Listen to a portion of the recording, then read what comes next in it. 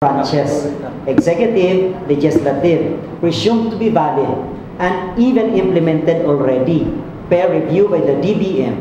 But when Javier took over, he said, ay hindi, ang pagpati ko nagalapaw sa PS ang probinsya kang Antique-Gani unta on his own.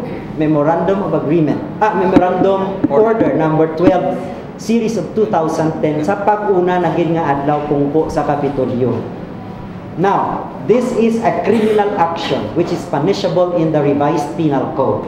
So if you are brave enough, you can go to the ombudsman tomorrow and file a complaint for usurpation of authority and ask for preventive suspension from the ombudsman so that that governor there sitting can be ousted and then replaced by Rosie Di Mamay.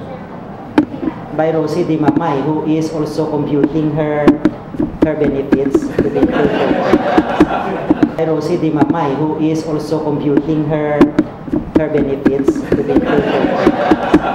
By Rosie Di Mamay, who is also computing her benefits to be included.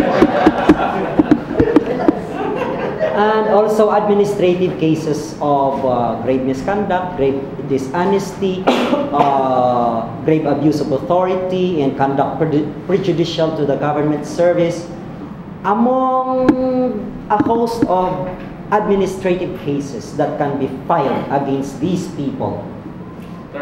Yes. You have already asked your questions before. Others naman? Go ahead. What is it?